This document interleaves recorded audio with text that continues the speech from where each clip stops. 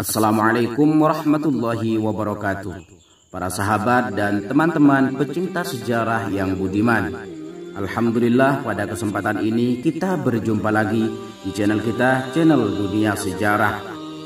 Pada pertemuan ini merupakan episode ke-10 sejarah hidup baginda Rasulullah Sallallahu Alaihi Wasallam, dan pada kesempatan ini akan membahas tentang peristiwa Isra Mi'raj. Semoga kajian ini bermanfaat.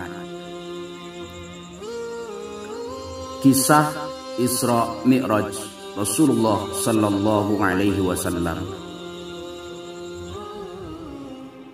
Peristiwa Isra terjadi pada malam 27 Rajab, walaupun para ulama berbeda pendapat akan tahunnya.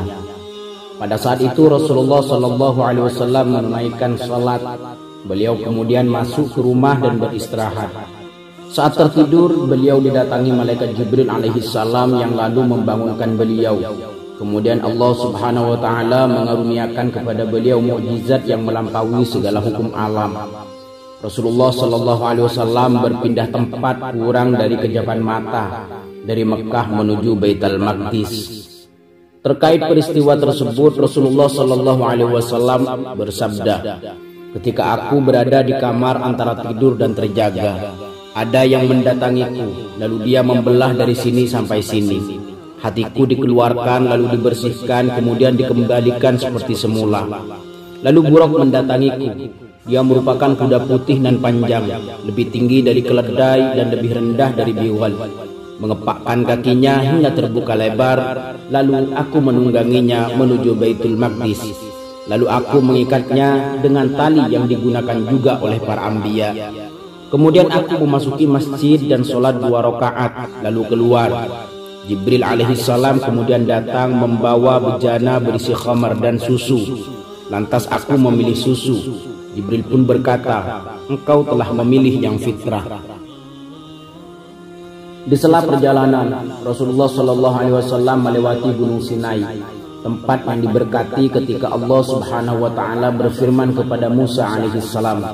Beliau sholat 2 rakaat di sana, lalu melanjutkan ke tempat dilahirkannya Isa alaihi salam di Bethlehem.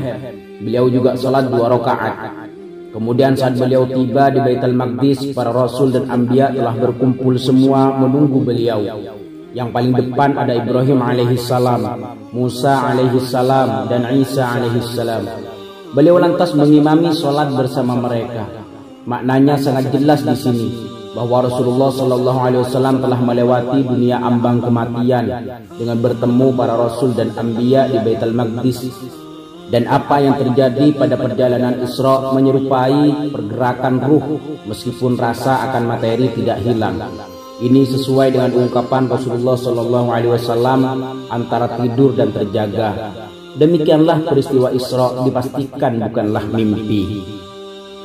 Rasulullah Shallallahu Alaihi Wasallam telah dikaruniai oleh Allah bekal untuk mengarungi perjalanan ini, di mana kesadaran dan indranya akan materi tetap terjaga dan kuat. Begitu pula dengan malaikat, dapat berhubungan dengan dunia fisik. Mereka dapat melihat manusia, tetapi manusia tidak dapat mengetahui mereka dengan indera yang terbatas. Demikianlah Rasulullah Shallallahu Alaihi Wasallam dapat menyaksikan seluruh perwujudan dunia fisik dan gaib dari Baitul Maqdis dan melewati seluruh tempat-tempat lainnya. Ini ditegaskan lewat pertemuan beliau dengan para anbiya dan rasul yang telah lama wafat. Allah Subhanahu wa taala telah mengumpulkan mereka di Baitul Maqdis sehingga beliau dapat mengimami sholat mereka. Dengan begitu, peristiwa Isra adalah penyatuan ruang dan waktu. Allah Subhanahu wa taala telah mengumpulkan bagi Rasul 2 tempat menjadi satu waktu, Mekah dan Baitul Maqdis, dan mengumpulkan seluruh zaman yang lampau dengan menyatukan para Rasul dan anbiya.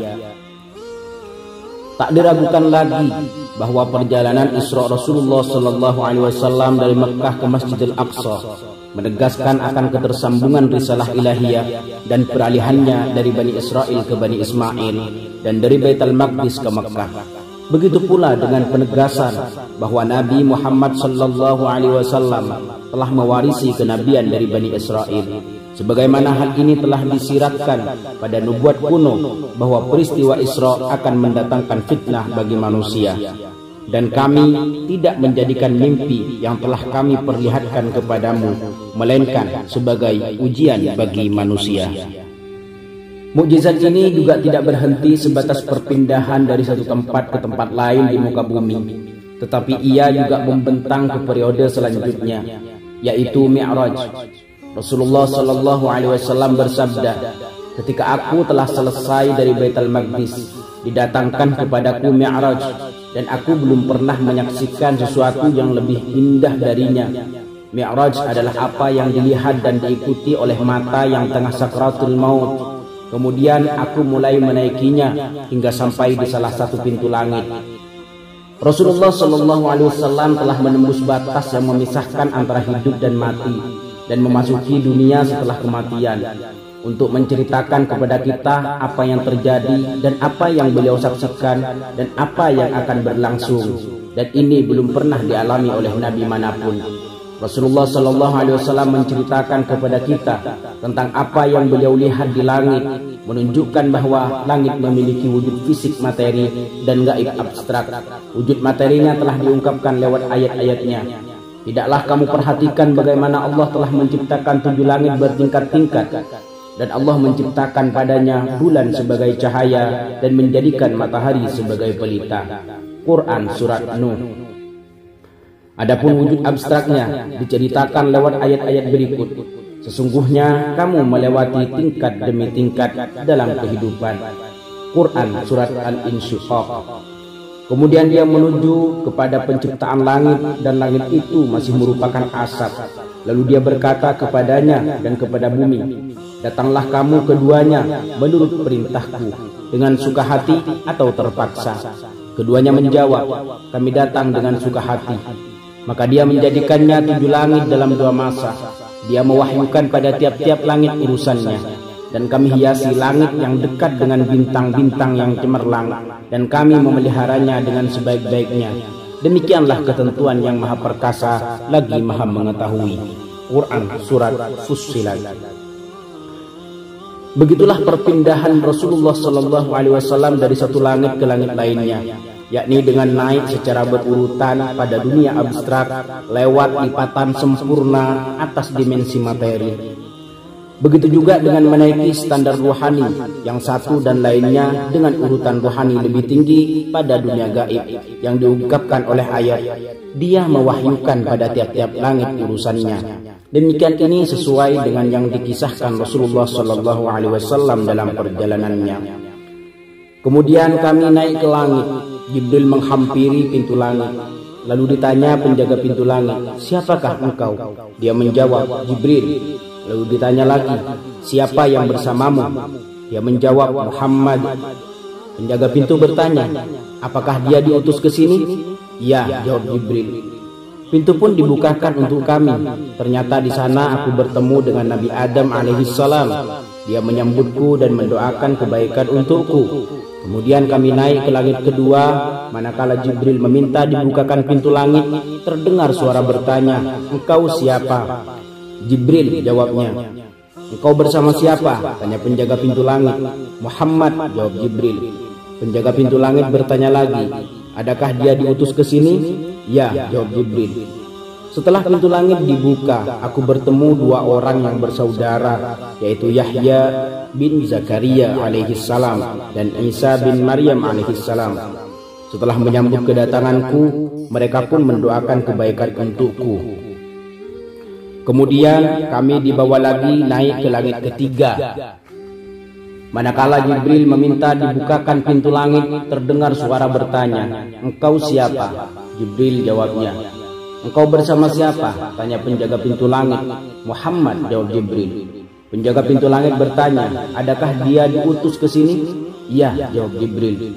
Setelah pintu langit dibuka, aku bertemu Nabi Yusuf alaihissalam. Sungguh dia telah dianugerahkan dengan separuh ketampanan. Setelah menyambut kedatanganku, dia pun mendoakan kebaikan untukku. Kemudian kami diangkat lagi ke langit keempat, dan manakala Jibril meminta dibukakan pintu langit, terdengar suara bertanya, engkau siapa? Jibril jawabnya, engkau bersama siapa? Tanya penjaga pintu langit. Muhammad, jawab Jibril. Penjaga pintu langit bertanya, adakah dia sudah diutus? Ya, kembali Jibril menjawab. Setelah pintu langit dibuka, ternyata aku bertemu Nabi Idris alaihissalam. Setelah menyambutku, beliau pun mendoakan kebaikan untukku.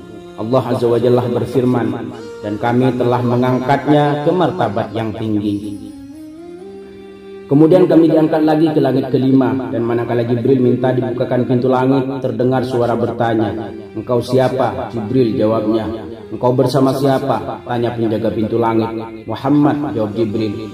Penjaga pintu langit bertanya, adakah dia diutus ke sini? Iya, jawab Jibril.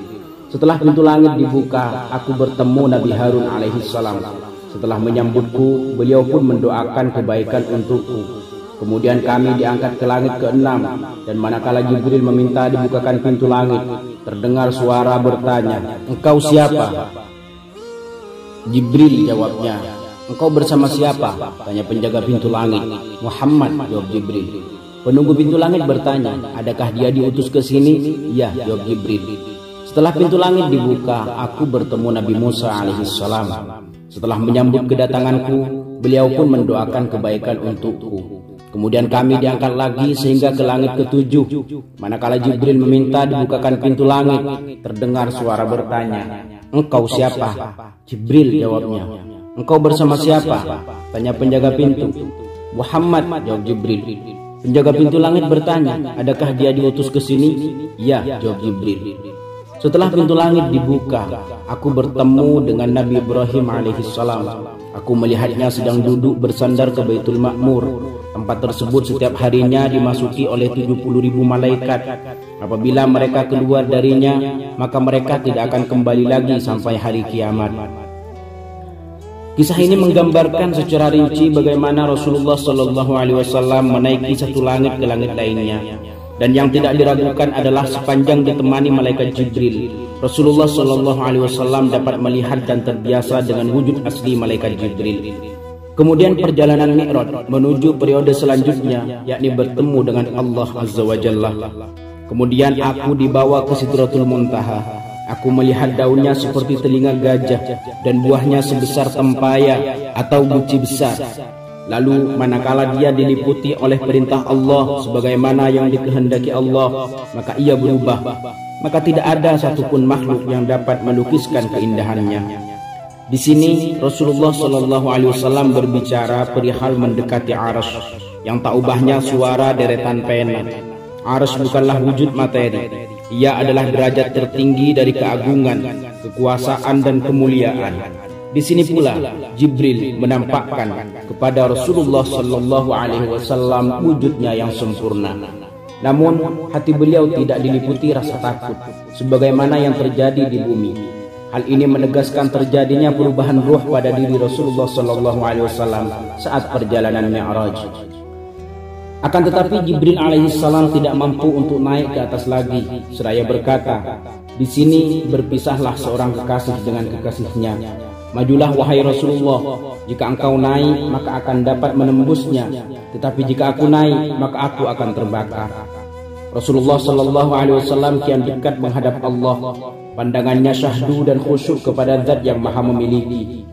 Penglihatannya tidak berpaling dari yang dilihatnya itu dan tidak pula melampauinya. Diriwayatkan dari Rasulullah SAW, dan tiba-tiba awan menutupiku. Aku pun tersungkur bersujud. Lantas, apakah yang diucapkan Nabi SAW kepada Allah Azza wa Jalla? Sudah semestinya kata-kata yang paling tepat diucapkan pada keadaan ini adalah kalimat syahadat. Kemuliaan, sholawat, dan kebaikan adalah milik Allah. Lalu jawaban yang suci adalah salam atasmu, wahai Nabi yang dirahmati dan diberkahi Allah. Mengalirlah kata-kata penuh syahdu, salam atas kita dan bagi hamba-hamba Allah yang saleh. Malaikat lantas mengiringi dengan doa, kami bersaksi tiada Tuhan selain Allah dan Muhammad adalah utusan Allah. Lalu doa itu disempurnakan dengan, ya Allah, berilah salawat kepada Muhammad dan kepada keluarga Muhammad, sebagaimana engkau berikan salawat kepada Ibrahim dan keluarga Ibrahim di dunia. Sesungguhnya engkau maha mulia lagi maha terpuji. Diriwayatkan bahwa Allah Azza wa Jalla berkata kepada Nabi sallallahu alaihi wasallam, sesungguhnya tatkala aku menciptakan langit dan bumi, telah aku wajibkan bagimu dan umatmu 50 salat, maka laksanakanlah oleh engkau dan umatmu. Diriwayatkan dari Rasulullah sallallahu alaihi wasallam, Allah mewahyukan kepadaku dengan mewajibkan kepadaku 50 kali salat sehari semalam. Lalu aku turun menemui Musa alaihissalam. Beliau berkata, apa yang diwajibkan Tuhanmu kepada umatmu? Aku menjawab, 50 kali salat. Beliau berkata, kembalilah kepada Tuhanmu dan mohonkanlah keringanan, sebab umatmu tidak akan sanggup. Aku telah merasakan betapa beratnya menghadapi Bani Israel. Lalu aku kembali menghadap Tuhanku dan memohon, wahai Rabb, berilah keringanan kepada umatku. Dan aku masih bolak-balik antara Rabbi Tabaraka wa Ta'ala sampai dia berkata, wahai Muhammad, sesungguhnya salat itu 5 kali sehari. Setiap salat ganjarannya 10. Dengan demikian menjadi 50. Barang siapa yang ingin melakukan kebaikan dan belum dilaksanakan, maka dia telah ditulis 1 kebaikan. Jika dia mengerjakannya, maka akan ditulis 10 kebaikan. Adapun bagi yang berniat melakukan keburukan dan belum dikerjakannya, maka tidak akan ditulis apapun. Jika dia mengerjakannya, maka akan ditulis 1 keburukan. Lalu aku turun kembali dan memberitahu Musa alaihissalam. Namun beliau kembali berkata, kembalilah kepada Rabbmu dan mohonkanlah keringanan. Aku berkata, aku telah berkali-kali kembali kepada Rabbku, sehingga aku malu kepadanya. Lalu Allah Azza wa Jalla berkata, telah aku wajibkan kepada umatmu 5 salat, dan ia sebenarnya 50. Tidak akan kuubah kembali ketetapanku, dan telah aku janjikan bagi siapa yang menjaga salat tepat waktu, maka akan kumasukkan ke dalam surga. Adapun yang tidak menjaga salatnya, maka aku tidak menjanjikan apapun. Diriwayatkan bahwa Musa alaihissalam ketika menemui Muhammad sallallahu alaihi wasallam berkata, selamat datang wahai saudaraku yang saleh dan Nabi yang saleh. Ketika dia melewatinya, Nabi Musa alaihissalam menangis dan lantas ditanya, apa yang membuatmu menangis? Musa alaihissalam menjawab, wahai Rabb, ini adalah pemuda yang telah engkau utus setelahku. Umatnya yang memasuki surga lebih banyak dari umatku. Kemudian Rasulullah SAW beralih pada perjalanan selanjutnya. Allah Subhanahu wa Ta'ala memasukkannya ke surga agar beliau dapat melihatnya. Rasulullah SAW berkata, kemudian aku memasuki surga. Ternyata di dalamnya ada gunung-gunung dari permata dan debunya adalah nisik. Dan beliau juga berkata, aku melihat 4 buah sungai yang memiliki 2 sungai yang tampak dan 2 sungai yang dalam tak terlihat. Lalu aku bertanya, wahai Jibril, sungai-sungai apakah ini? Jawabnya, adapun yang dalam tak terlihat adalah 2 sungai surga, sedangkan 2 sungai yang tampak itulah Nil dan Yufrat. Rasulullah SAW juga menggambarkan sosok para nabi dengan begitu rinci dan mengena. Beliau bersabda, Musa merupakan seseorang berkulit sawo matang, berbadan tinggi dan rambutnya keriting seperti orang Syanu'ah. Dan aku melihat Isa bin Maryam memiliki postur sedang namun tegap, kulitnya merah agak keputih-putihan, sedangkan rambutnya ikal, banyak bulir-bulir di wajahnya seakan baru keluar dari kamar mandi. Dari kepalanya menetes air padahal tidak ada sumber airnya. Dan aku melihat Nabi Ibrahim alaihissalam, dan aku adalah yang paling mirip dengannya. Kemudian perjalanan berikutnya di langit, Rasulullah SAW melihat kehidupan alam barzakh, yaitu masa antara kematian dan hari kebangkitan. Beliau dapat melihat ruh-ruh Bani Adam setelah mati. Ruh itu menemui Nabi Adam alaihissalam. Lalu Nabi Adam bergembira jika bertemu yang baik dan bersedih jika bertemu yang buruk. Rasul juga melihat para pengikut Fir'aun. Kepada mereka dinampakkan neraka pada pagi dan petang, dan pada hari terjadinya kiamat. Dikatakan kepada malaikat, masukkanlah Fir'aun dan kaumnya ke dalam azab yang sangat keras. Beliau juga melihat Nabi Adam alaihissalam duduk, sementara di sebelah kanan dan kirinya terdapat ruh-ruh manusia. Tatkala melihat sebelah kanan beliau tertawa, dan ketika melihat sebelah kiri beliau menangis. Adapun yang sebelah kanan adalah jiwa penghuni surga dan sebelah kiri jiwa penghuni neraka. Rasulullah SAW kemudian melihat orang-orang yang menanam kemudian memanen hanya dalam sehari. Manakala telah dipanen, tanamannya tumbuh kembali seperti semula. Maka Nabi alaihissalam bertanya kepada Jibril, "Apakah ini wahai Jibril?" Lalu Jibril menjawab, "Mereka adalah para mujahid di jalan Allah. Kebaikan mereka dilipat gandakan hingga 700 kali. Dan apa-apa yang mereka infakkan, maka dia akan menggantinya, dan dialah sebaik-baik pemberi rezeki." Kemudian diperlihatkan neraka dan macam-macam siksa di dalamnya. Beliau melihat mereka yang memakan harta anak yatim dengan cara zalim, memiliki bibir-bibir yang tebal seperti unta. Di tangan mereka bongkahan batu neraka, lalu dilemparkan ke dalam mulut hingga menembus perut mereka. Beliau melihat mereka yang memakan harta riba. Kaki-kaki mereka dibelenggu sehingga tidak dapat berdiri. Setiap kali hendak bangkit langsung terjatuh. Juga terdapat para pezina yang lebih memilih makan dari makanan busuk dan buruk daripada memilih makanan yang baik dan lezat yang ada di hadapannya. Begitu pula dengan para wanita yang bersetubuh dengan banyak lelaki, sehingga nasab anaknya tidak jelas. Buah dada mereka bergelantungan. Adapun orang-orang yang memfitnah dan menuduh kehormatan orang lain, maka mereka memiliki kuku-kuku panjang dari tembaga yang mencabik-cabik wajah dan dada mereka. Kemudian beliau melewati orang-orang yang memukulkan kepalanya dengan batu besar. Setiap kali batu itu dihantamkan, maka kepalanya kembali seperti semula, berulang-ulang dan tidak berhenti. Beliau bertanya, "Mengapa mereka Jibril?" Jibril menjawab, "Mereka itulah yang kepalanya terasa berat untuk melaksanakan sholat yang wajib." Kemudian beliau melewati kaum yang di kemaluannya dan tubuh mereka terpasang papan berat. Mereka berkeliaran sebagaimana layaknya hewan ternak, memakan makanan berduri, yaitu zakum, makanan penghuni neraka, dan bara yang menyala. Nabi SAW pun bertanya, "Mengapa mereka wahai Jibril?" Lalu Jibril menjawab, "Mereka adalah orang-orang yang tidak membayar zakat hartanya. Sesungguhnya Allah tidak menganiaya mereka, dan Rabb-Mu sekali-kali tidak menganiaya hamba-hambanya." Kemudian beliau mendatangi kaum yang di tangan mereka terdapat daging baik dan matang dalam wadah yang baik. Lalu ada daging mentah dan busuk di tempat yang buruk. Namun mereka malah memakan makanan mentah dan busuk dan membiarkan begitu saja yang matang dan lezat. Beliau bertanya, "Kenapa mereka wahai Jibril?" Lalu Jibril menjawab, "Ini seperti lelaki dari umatmu yang memiliki istri yang halal lagi baik, tetapi malah mendatangi wanita buruk dan tidur dengannya sampai pagi.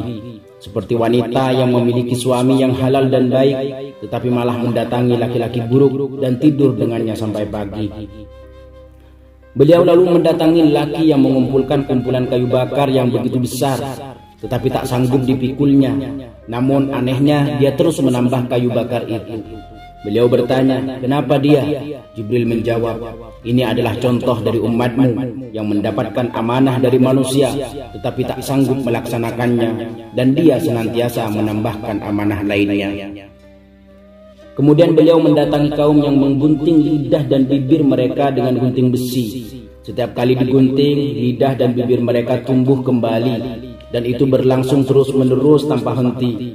Beliau bertanya, "Kenapa mereka?" Jibril menjawab, "Mereka adalah para pengkhutbah yang menyebar fitnah."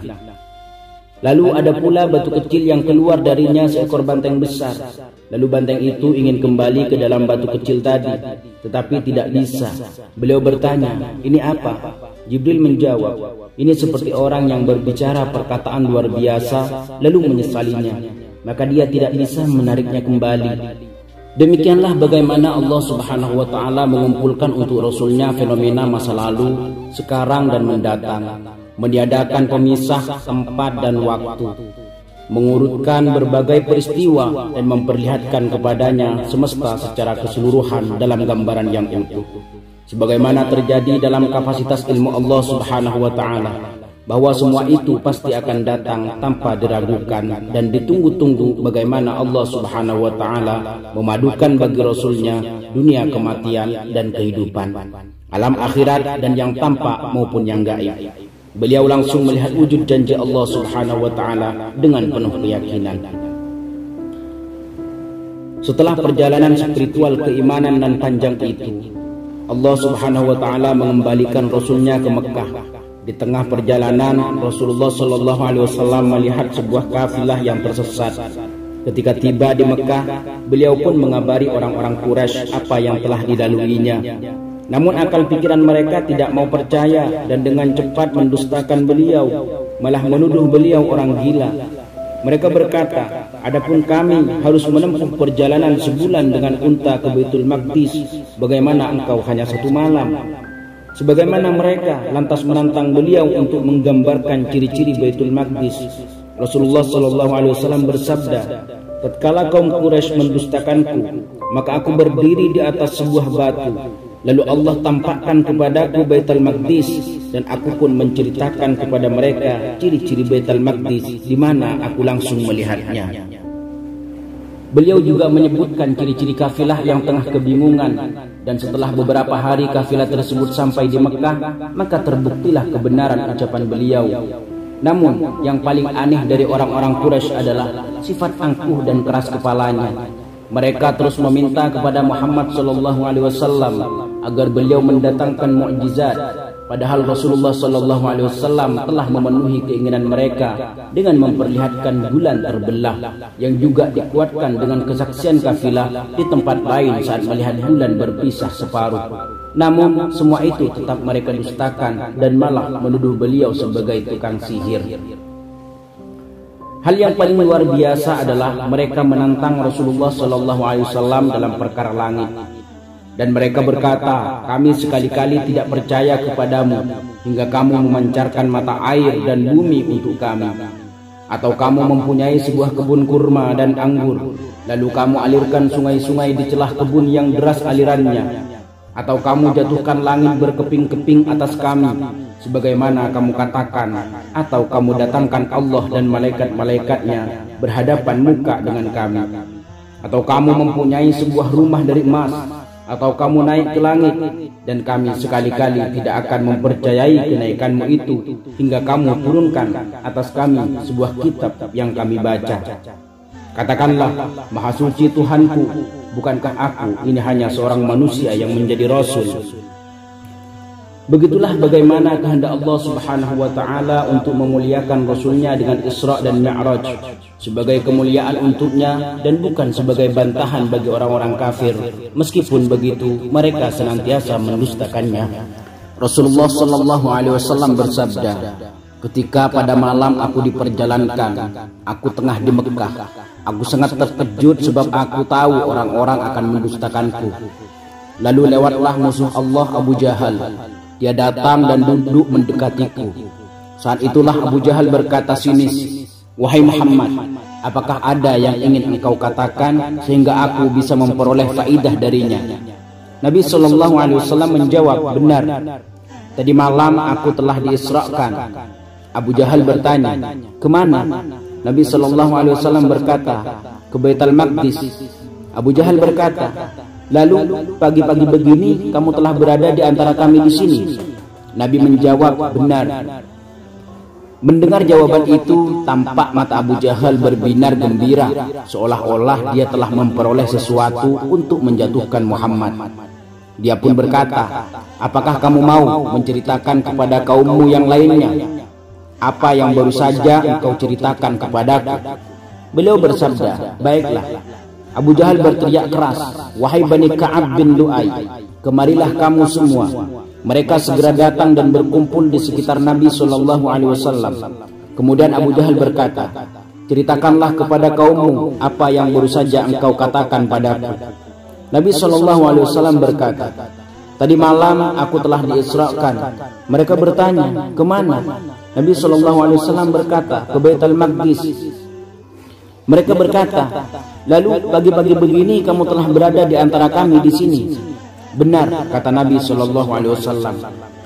Mereka kemudian saling berpandangan, ada yang riuh mencemooh, ada pula yang meletakkan tangan di kepala tanda kebingungan. Mereka bertanya, bisakah engkau sebutkan gambaran Baitul Maqdis? Di antara mereka ada yang sudah pernah ke Baitul Maqdis dan melihat masjid tersebut. Rasulullah SAW berkata, aku pun mulai menceritakan ciri-ciri Baitul Maqdis. Aku terus mengingat dan menggambarkannya. Lalu tiba-tiba terpampanglah di hadapanku masjid itu, sehingga aku dapat melihatnya begitu jelas. Kaum Quraisy berkata, adapun ciri-ciri yang kau sebutkan, demi Allah memang benar adanya. Orang-orang lantas mendatangi Abu Bakar dan berkata, lihatlah sahabatmu itu, wahai Abu Bakar, mengaku malam tadi telah pergi ke Baitul Maqdis, sholat di sana, dan sekarang sudah pulang ke Mekah. Abu Bakar berkata, kalian berdusta. Mereka berkata, sungguh lihatlah dia di masjid sedang berbicara dengan orang-orang banyak. Abu Bakar berkata, dan kalaupun itu yang dikatakannya, tentu beliau berbicara yang sebenarnya. Dia mengatakan kepadaku bahwa ada berita dari Tuhan, dari langit ke bumi, pada waktu malam atau siang. Aku percaya. Mengapa kalian begitu kebingungan? Kemudian Abu Bakar bangkit mengikuti mereka, datang ke Masjidil Haram menjumpai Nabi Muhammad SAW. Dia berkata, wahai Nabi Allah, orang-orang ini mengatakan bahwa engkau telah mendatangi Baitul Maqdis tadi malam. Nabi menjawab, benar. Abu Bakar berkata, wahai Nabi Allah, ceritakan ciri-cirinya kepadaku, sebab aku sudah pernah ke sana. Rasulullah SAW berkata, lalu Allah mengangkat penglihatanku sehingga aku bisa melihatnya. Beliau lalu menggambarkan ciri-ciri Baitul Maqdis kepada Abu Bakar. Kemudian Abu Bakar berkata, engkau benar, wahai Rasulullah, aku bersaksi bahwa engkau adalah utusan Allah. Rasulullah SAW berkata pada Abu Bakar, sungguh engkau adalah Abu Bakar As-Siddiq. Sungguh persoalan Isra dan Mi'raj senantiasa mendatangkan fitnah pada manusia pada saat itu. Begitu pula menjadi fitnah pada manusia di setiap zaman. Tidaklah mudah bagi orang-orang kafir menerima kebenarannya, dan tidak mudah pula bagi kaum muslimin untuk memahaminya. Sebab kaum muslimin tidak diminta untuk memahami proses berlangsungnya, tetapi yang diminta dari mereka adalah mempercayai Rasulullah SAW dan menyerahkan sepenuhnya pada kekuasaan mutlak Allah Subhanahu wa Ta'ala. Selain itu, yang patut diingat adalah bahwa mukjizat ini terjadi diperuntukkan bagi Rasulullah SAW sebagai pemuliaan untuknya dari Allah, dan untuk mengangkat semangat beliau setelah kaumnya mendustakannya dan penduduk Taif menyakitinya. Hendaknya tidak lagi mengulang-ulang perdebatan klasik, apakah Isra terjadi dengan ruh atau jasad atau keduanya. Sebab hakikatnya tidak ada perbedaan, karena tidak ada sesuatu pun yang menghalangi kuasa Allah Subhanahu wa Ta'ala. Jika Dia sudah berkehendak, maka pasti akan terjadi. Dengan demikian, maka sesungguhnya Rasulullah SAW adalah manusia satu-satunya yang masih hidup yang telah melewati batas kematian, dan beliau pula satu-satunya yang telah pergi ke surga lalu kembali. Beliau juga satu-satunya yang telah mendekati Arsy dan kembali. Allah Subhanahu wa Ta'ala telah menjadikan penglihatan dan indera beliau dapat merasakan seluruh perjalanan ini, sehingga beliau pun dapat mengingat dengan jelas. Sehingga tatkala Rasulullah SAW kembali ke dunia, beliau kini menjadi lebih kuat, tenang, dan percaya diri. Sebab meyakini bahwa pertolongan Allah Subhanahu wa Ta'ala benar-benar datang. Persoalan dunia seperti perlawanan orang-orang musyrik kepadanya, penyiksaan yang dialami para sahabatnya, ataupun usaha mereka menghalangi dakwah beliau, kini tidak lagi diambil berat oleh beliau. Sebab beliau yakin sepenuhnya akan pertolongan Allah Subhanahu wa Ta'ala. Seakan-akan Rasulullah SAW dalam perjalanan langitnya melihat bumi dari jauh tak ubahnya sebuah titik kecil dalam kerajaan Allah Subhanahu wa Ta'ala. Maka bumi benar-benar kecil dan perkaranya sama sekali tak ada artinya. Dan betapa tak bermakna dan hina pada mereka yang bersaing dan memperebutkan dunia. Dari perjalanannya tersebut, beliau meyakini bahwa waktu kemenangan akan datang. Beliau telah berkeliling semesta beserta isinya dan melewati langit-langit yang bertingkat. Beliau juga telah melihat tanda-tanda kebesaran Rabb-Nya tanpa batas waktu.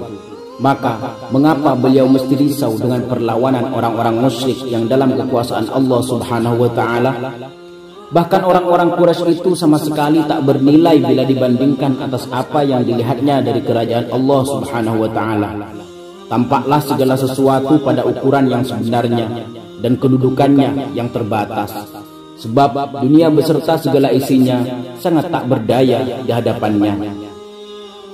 Seandainya dunia itu di sisi Allah sebanding dengan sayap nyamuk, tentu Allah tidak mau memberi orang-orang kafir walaupun hanya seteguk air. Semesta dan segala isinya sungguh tak bernilai dalam kerajaan Allah Subhanahu wa Ta'ala yang sangat luas. Sebab hakikat kebenaran yang sempurna dan abadi hanya milik Allah semata. Di setiap zaman dan waktu, kekuasaannya mutlak tanpa akhir. Dia yang esa, tak ada sesuatu pun menyekutukannya, tidak juga ada yang menyerupainya. Tiada sesuatu pun sebelumnya dan sesudahnya. Hanya lewat beberapa tahun saja, pertolongan Allah pun tiba dengan menyempurnakan agamanya. Rasulullah Sallallahu Alaihi Wasallam senantiasa menyimpan rindu untuk bertemu dengan Ar-Rafiqil A'la, untuk memasuki surga yang penuh kenikmatan. Betapa kuat hasratnya ingin bertemu Allah Azza wa Jalla dan mendekat ke Arasy-Syana. Para sahabat dan teman-teman pecinta sejarah yang budiman, demikianlah kisah perjalanan Rasulullah Sallallahu Alaihi Wasallam dari Masjidil Haram ke Masjidil Aqsa dan naiknya Rasulullah Sallallahu Alaihi Wasallam ke Sidratul Muntaha. Semoga kajian pada kesempatan ini dapat kita ambil hikmah dan pelajaran, dan semoga bermanfaat. Sampai ketemu lagi pada kajian berikutnya. Assalamualaikum warahmatullahi wabarakatuh.